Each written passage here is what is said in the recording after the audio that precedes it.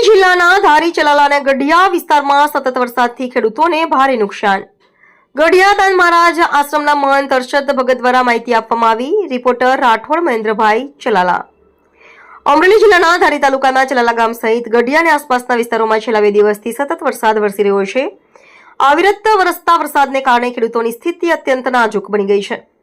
ગ્રામજનોના જણાવ્યા મુજબ ખાસ કરીને મગફળી અને કપાસ જેવી મુખ્ય પાકોને ભારે નુકસાન થયું છે. આખું વર્ષ મહેનત કરીને ગુજરાન ચલાવનારા ખેડૂતો માટે આ વરસાદ આફત સમાન સાબિત થયો છે.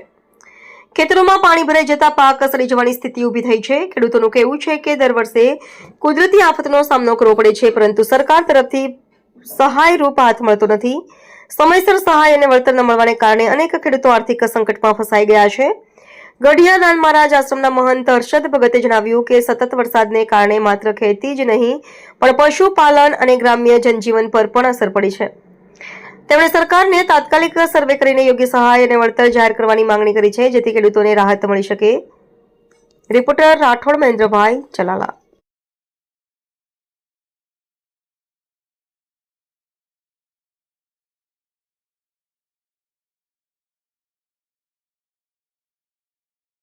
હા નુકસાન થયું ને. કેટલું થયું?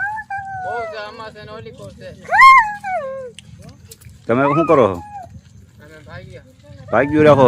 હા. તમને શું વળતર કાંઈ મળે છે? આમાં છે ને ઓલી કોર છે ને માંડવી. આયડન માંડવી બધું. કેટલા ભાગે તમે ભાગ્યું રાખ્યું? એ જાતે દીધું. ભાગ્યું કેટલા ભાગે રાખ્યું? 73. ચોથા ભાગે. હા. તો તમને વળતર મળી શકે એમાં?